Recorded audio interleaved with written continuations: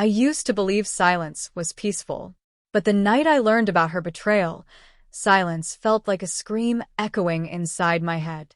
The kind that makes you question everything you thought was true. Her name is Claire. We'd been married for 8 years, the kind of marriage people called stable. Not fiery, not cold, just steady. We paid bills, hosted dinners, smiled for pictures. I thought that was love maturing. Turns out it was love quietly dying. It began with a message. Simple. Not even meant for me. I was paying for gas when her phone lit up on the dashboard. I shouldn't have looked, I tell myself that often, but curiosity wasn't what broke me. Truth did. The text said, "Last night was risky, but worth it. I can still feel you." I remember freezing. The pump clicked, the night air heavy with diesel and disbelief. I stared at her phone, hoping the words would rearrange into something harmless. They didn't. When I got home, I said nothing. I watched her move around the kitchen, humming softly while cooking pasta. My throat tightened with every sound she made. She didn't see the way my hands trembled when I set the table. She didn't see much of me at all anymore. That night, I lay beside her like a ghost haunting his own bed. Each time she turned in her sleep, I wondered if she dreamed about him. The next morning, I packed a small bag, just clothes, my wallet, a toothbrush. No shouting, no scene. I left a note on the counter. I know. I'll be staying at my brother's. I didn't think she'd chase me. Claire wasn't emotional like that. But an hour later, my phone rang. "Lucas, wait," she said, voice shaking. "We need to talk." "There's nothing left to say," I replied. "You don't understand," she whispered. "It wasn't supposed to mean anything." I laughed, a hollow, bitter sound.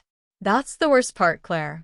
You ruined everything, and it didn't even mean anything." I stayed away for 3 days, thinking space might help me breathe again. I walked by the river near my brother's place, trying to feel human instead of broken. But betrayal doesn't just hurt your heart, it changes how you see the world. You start questioning every smile, every promise, every memory. On the 4th day, she came. No knock, just opened the door, holding the same phone that had destroyed me. "I deleted his number," she said quietly. "It's over." I stared. "Do you want a medal?" "No," she whispered, voice trembling. "I want you to understand why." For the first time in days, I saw something real in her eyes, not guilt, but something deeper. Fear, desperation, maybe love. I wanted to hate her. I tried. But when she stepped closer, hands shaking, the anger inside me hesitated. "Why, Claire? Why him? Why us?" She closed her eyes, a tear sliding down her cheek. "Because I felt invisible. You stopped seeing me like I mattered. You were always tired, distant. You saw me, Lucas, but you didn't see me, and I hated that." Her words cut deep, not because they excused her, but because they were true. Somewhere along the way, I'd stopped noticing her. I'd loved the idea of our marriage more than the person in it. But truth doesn't erase betrayal. I stepped back. "You broke something in me I don't think can be fixed." She lowered her head. "Then let me at least try." For a moment, I almost wanted to believe her, that love could survive a fracture like this. But when she reached for my hand, I felt only the weight of what she'd said and what she hadn't. She had left long before she cheated. That night, I told her I needed time. Deep down, I knew time wouldn't fix this. Or so I thought, until her next words changed everything. "Lucas," she whispered, "there's something else you don't know." I folded my arms, trying to stay calm though my chest ached. "What could possibly make this better?" "It won't," she said. "But it might make it real." Her voice trembled, not from guilt, but fear. "I found out 2 months ago," she began softly. "I'm sick. It's not fatal yet, but it's serious. I didn't tell you because you were already so far away. I didn't want you staying out of pity." Her words hit like a hammer. I searched her face for lies, but her trembling hands and tearless eyes looked painfully real. "So that's your excuse?" I asked. "You got scared, so you ran to someone else?" Her chin shook. "I wasn't looking for comfort, Lucas. I was looking for proof that I still mattered, that I was still alive." He was just there. It was a mistake. The worst one in my life.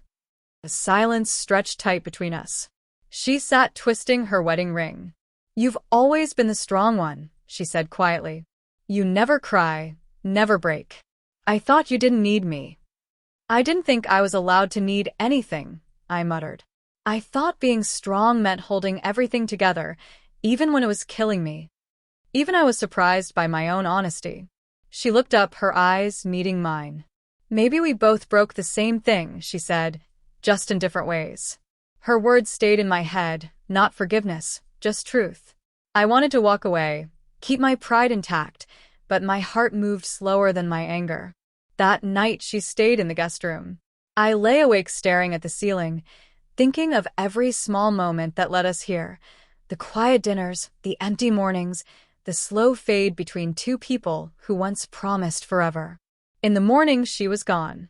Just a note, you needed space. I'm giving it. If you ever want to talk, you know where to find me. Weeks passed. I buried myself in work, friends, anything but her. But every time I passed our favorite diner or caught her scent in a hallway, something twisted inside. Betrayal fades slower than love, and both had settled in my bones. Then one evening, as autumn thinned the trees, I saw her by accident. Sitting near the old fountain, coat wrapped tight, hair tucked back. Smaller. Fragile. I almost walked past. Almost. But something stopped me. Maybe memory. Maybe mercy. She looked up, startled. Hi, she said softly. Hi. I sat beside her, leaving space between us. The wind carried the faint smell of rain. I didn't think you'd ever speak to me again, she said. I wasn't sure I would, I replied. We sat in silence. Not the kind that screams, the kind that listens. For once, it didn't hurt. It just rested. I'm getting better, she said after a while. The treatments are working. That's good, I said quietly. She smiled faintly. You always were kind, even when you shouldn't be. I looked at her, not the woman who betrayed me, but the one I'd once loved with everything I had. You hurt me, Claire, I said. And I can't pretend it didn't change everything. But I don't want to stay angry forever. Her eyes filled. So, what does that mean? It means, I said, standing. I forgive you. Not for you, for me. She nodded, tears tracing her cheeks. Thank you. As I walked away, the air felt lighter. I didn't look back. I didn't need to. Forgiveness wasn't an invitation, it was closure.